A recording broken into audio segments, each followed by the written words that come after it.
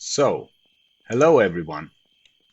Today we're going to talk about a game from 2005, which is not a new game, but by my standards, it's quite quite a new game. But it's actually 16, 17 years old at this point. Uh, but this game, in many ways, was what we today think of as Far Cry gameplay before the Far Cry series actually had such gameplay.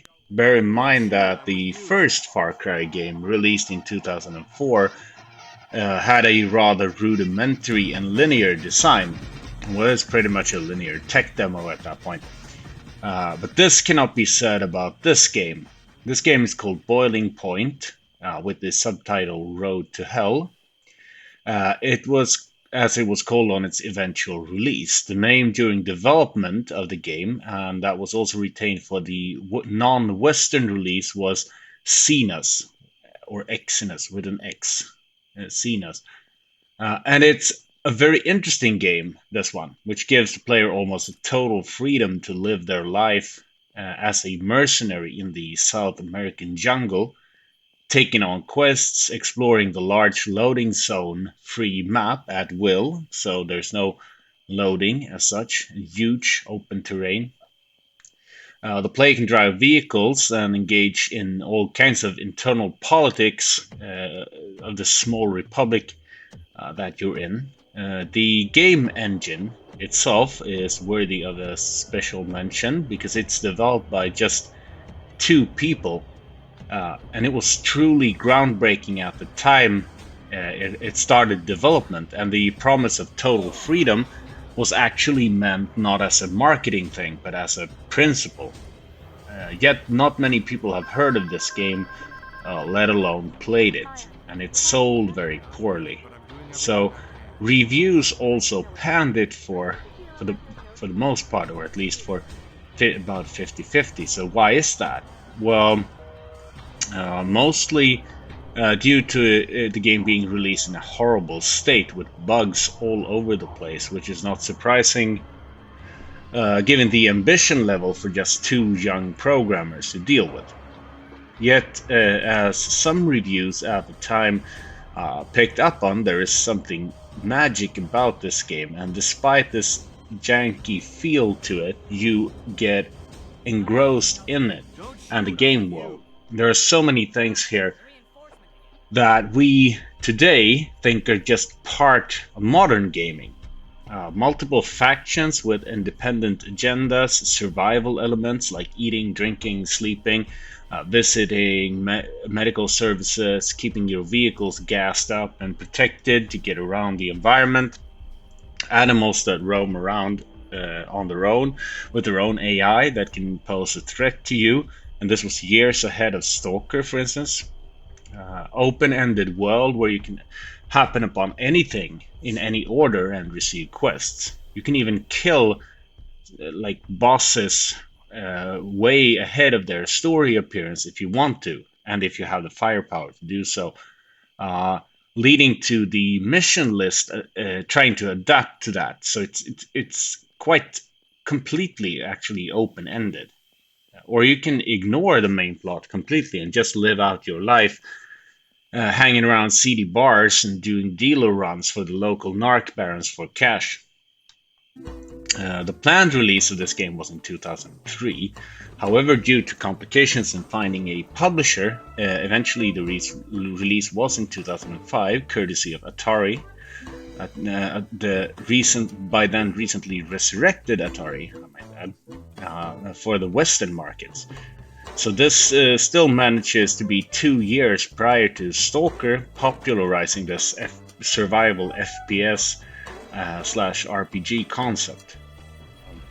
An important thing to remember here is that this game's underlying and in many regards revolutionary programming was done by two people. Two people building the whole rendering engine, AI systems, physics handler, level design tools, and all the programming assets for a game that managed to look very good for its time and introduce these revolutionary concepts. And that's really, really impressive. So who were those guys then? So the origin of it is the uh, of its creation is they were formed by two guys, Ukrainians Roman Lut, also known by his uh, alias Hacks, and Sergei Sabaryansky, and they created the Vital engine or Vital engine, the Vital engine. I'm going to call it the Vital engine. These two had a background in the hacker and demo scene in Eastern Europe, and they fiddled around with all sorts of things, pushing technical barriers with their entirely homemade and grassroots programming wizardry. So Vital was a PC game core engine that could render large outdoor environments entirely built from scratch. So both these guys are what can best be described as savants, and they dabbled, and they still dabble actually, in lots of things, from robotics to advanced simulation. So this game engine, and of course in the demo scene where they had, especially Roman Lut had a background in the demo scene where he had won several demo uh, tech demo competitions in previously. So he was no stranger to advanced graphics programming. Also, both of them entirely self-taught, by the way. So they have learned this from hacking around, or at least most of it. So this game engine was put to use then in their debut game called Venom, subtitle codename Outbreak, which they produced for GSC Game World. This game was about a special force in the midst of an alien invasion by means of a strange parasite arriving through a meteor shower. And this game looked a bit dated at the time of release in 2001, but kind of like Boiling Point, after it had a sort of janky charm to it with its colorful environments and had large outdoor levels. After that, breaking off from GSC, they formed Deep Shadows, a development outfit where they could produce their own games. And in the time since Codename Outbreak, Roman Lut had made massive improvements to the Vital engine, and the two consolidated a lot of new development into Vital 2. The new game engine formed the basis of what was to become Cenus, a brand new game with a vast open world and advanced AI-controlled factions following entirely self-taught excursions into AI research. So the name Deep Shadows was, according to themselves, chosen when a power outage occurred while they were working on the Vital 2 code base in the middle of the night. So instead of going home and potentially losing time that could be spent working tirelessly on the code, they decided to wait and light some candles and drink some tea. So the shadows caused by the candles, and quite possibly sleep deprivation, led to the name Deep Shadows being chosen for their new venture. And apart from neural net AI simulations, the new engine had impressive technical features such as a 25 by 25 kilometer terrain with seamless texturing and no loading times, a skeletal animation system, multi-layered textures, light maps, and a progressive level of detail mesh system for faster rendering. And on top of this, keeping to their nature of rolling their own stuff, instead of procuring a physics system like Havoc or such, which were popular at the time, they built their own rigid body physics simulation code custom to the new game engine. The game engine was a very versatile beast that could be scripted, and AI behavior could be controlled in detail. Such an advanced piece of software being designed by primarily two guys in a small room in Ukraine these days is practically unheard of.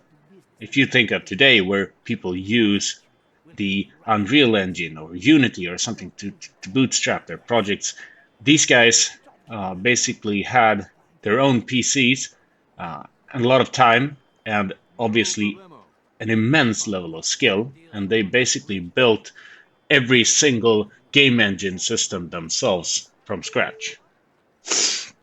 Now, though, they had to find some sort of setting and plot that could do justice to all this tech wizardry. So initially, the game design revolved around mercenary Kevin Myers searching for his missing journalist sister in South America.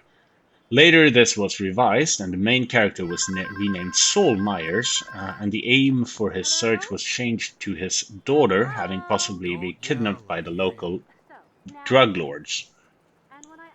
There's very little hand-holding in the game, and it basically tells you a short background of Saul's predicament and his daughter getting lost, and then leaves it up to the player to search for clues and to figure out her whereabouts by engaging in local life and politics. So pressure to find his daughter, Saul has little morals, and therefore you can engage in all sorts of activities, legal or otherwise, to further your chances of rescuing her. So the world around you is entirely open. You can literally go anywhere on the map at any time. You can kill any character, talk to most of them, and you can observe civilian life if you wish.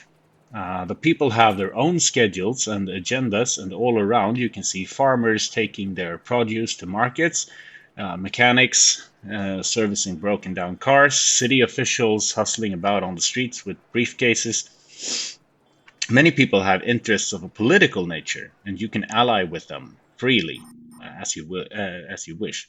The populated civilian areas are largely safe, but if you enter the jungle, where the police force has a limited reach, you will see factions at open war and illegal plantations all around, with the narc barons having their villas scattered around in remote locations. So you can buy a variety of goods, weapons, and items, as well as vehicles to help your travels. And the factions also engage in wars and activities regardless of your presence, which was quite unique at the time. So at times you will run across people shooting at each other, where you can just go by casually and they won't shoot at you, unlike in many other games, because you are not part of their war. So they will not care about you at all, actually. They will treat you as an innocent bystander. That is, unless you have offended them or if you have been hostile before. There's a set of metered bars to indicate your standing with the different factions, and that will affect how they treat you when meeting their representatives. So this could range from being a trusted friend, where they would give you shelter and arms and come to your help if you are attacked, down to being a full-on enemy, where they will attempt to murder you on sight. So balancing these factions while carrying out quests needed to learn more about how to rescue Saul's daughter is an important part of gameplay, because having a powerful enemy like a large mafia cartel while navigating the jungle is a pretty good recipe for getting shot. So then there is the survival mechanics. So you have to rest to not get fatigued by using hotels or other lodging. You have to have some access to fresh water, and if you get hurt you need a doctor that you also have to find, and you have to pay for it. And the jungles are also full of animals that can and will hurt you if you are not careful. There's snakes and wasps and piranhas. They will do their best to mess with your casual trek through the wilderness, and you do not want to go on foot. Not only does it take time to go on foot, but it's also extremely unsafe. So you want a vehicle, and the game lets you operate choppers and boats and airplanes, and most commonly cars and trucks. And the car has a life of its own, where it can break down, you can get a flat tire, you can run out of gas, and so on. And it could literally spell the end of your character to have your vehicle break down on you. Thus, as soon as you acquire a rusty old car, you will start treating this car like your firstborn baby. I'm not joking. This you will form a bond with this rusty old car that goes beyond most stuff that you see in gaming. So planning routes so that you can top off gas, ensuring proper maintenance, scouring for spares, making sure to park the car out of sight so it doesn't get stolen or vandalized by some roaming AI, and so on. So the car becomes vital to your survival in a way that is rarely seen in any other game. It's a very interesting mechanic.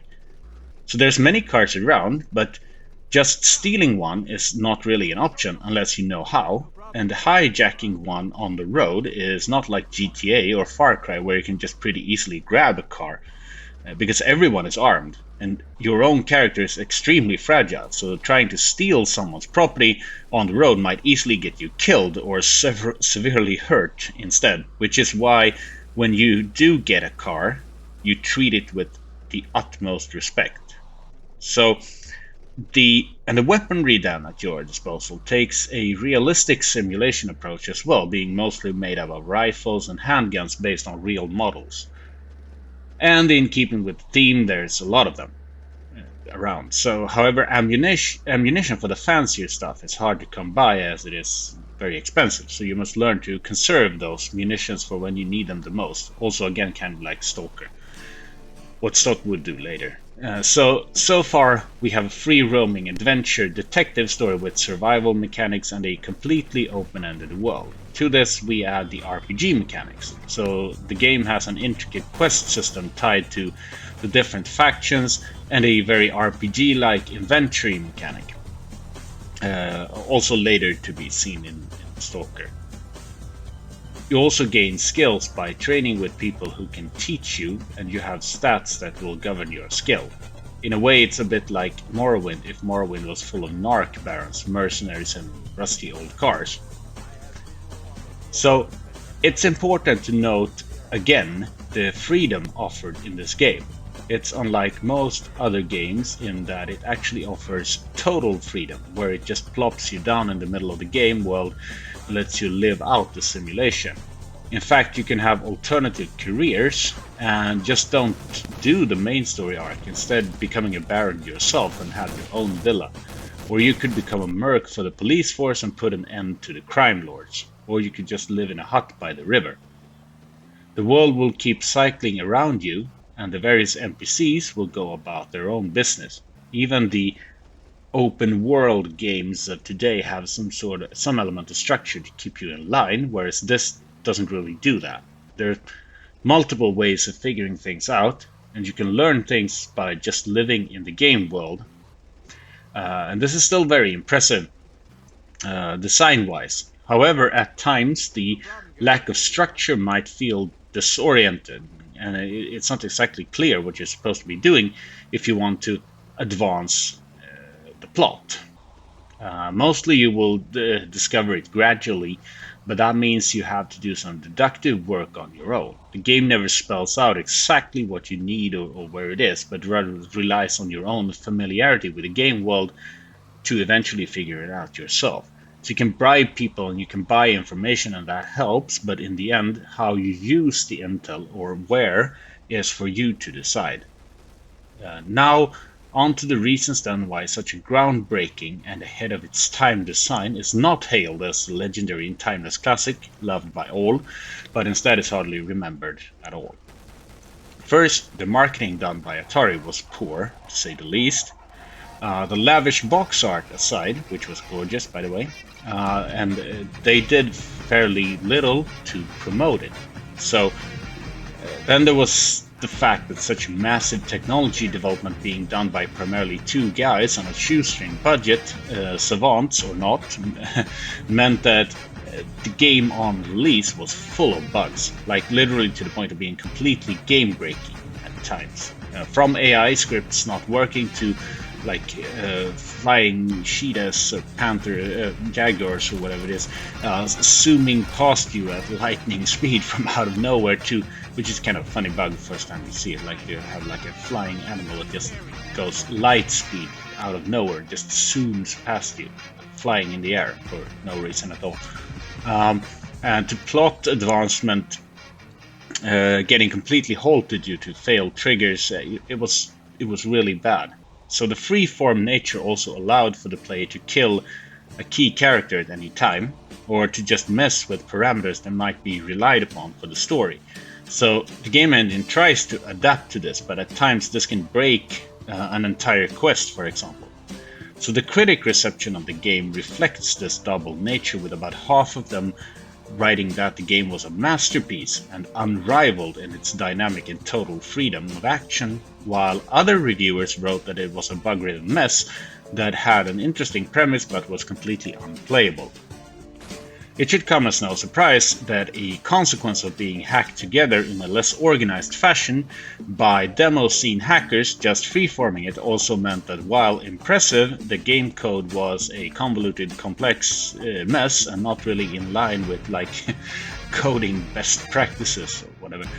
This made it hard to track down bugs and to patch the code as described by Lute in an interview. However, they did manage to iron out most of the worst quirks eventually, and with time, it was a lot more playable.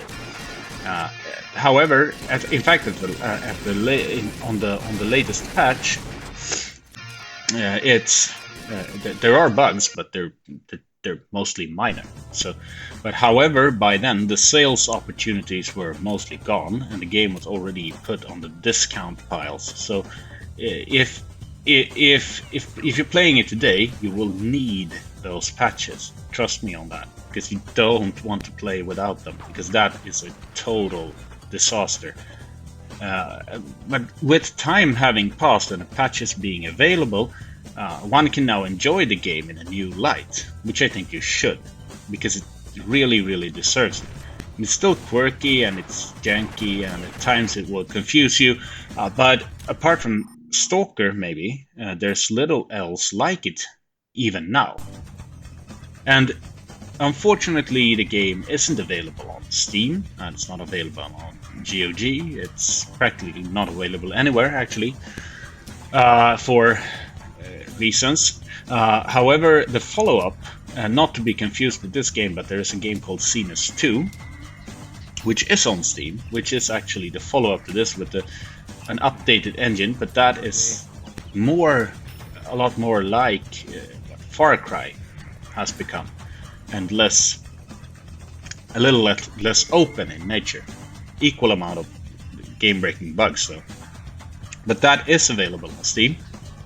Deep Shadows, which still are in existence, by the way, they still exist. They did, for instance, Arcania or Gothic 4, which fans of the Gothic RPG series should remember.